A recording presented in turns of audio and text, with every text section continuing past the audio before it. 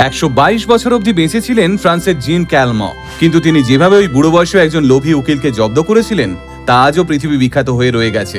1875 সালে জন্ম হয়েছিল জিন ক্যালমর।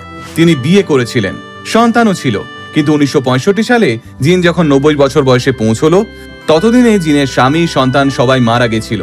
ফলে জিনের কয়েকশো কোটি টাকার বিপুল সম্পত্তির আর কেউ অংশীদার ছিল না। এই সময় এক চালাক উকিল জিনের কাছে এলো। সে জিনকে বলল, যতদিন আপনি বেঁচে থাকবেন ততদিন আমি আপনার খেয়াল রাখবো, আপনাকে মাসে 2500 ফ্র্যাঙ্ক করে দেব, এর বিনিময়ে আপনার মৃত্যুর পর এই সব সম্পত্তি আমার নামে লিখে দিন। জিন তাতে রাজি হলো। সে সই করলো সব কাগজে। কিন্তু জিনের বয়স 90 পেরিয়ে 95 এলো, 95 পেরিয়ে 100, 110, 115। জিন মারা গেল না। ওদিকে ওই লোভী উকিল প্রতি মাসে টাকা দিতে দিতে নিজেই মারা গেল। তারপর ওই টাকা দেওয়ার দায়িত্ব পড়লো উকিলের ছেলের ওপর। এদিকে ওই বয়সেও নিয়মিত স্মোকিং, ড্রিঙ্কিং সবকিছু করে জিন যখন মারা গেল ওর বয়স তখন দেখা গেল 122 বছর 164 দিন। ওই উকিলের ছেলের ততদিনে ছেলে হয়ে গেছে। ভাবতে পারছেন?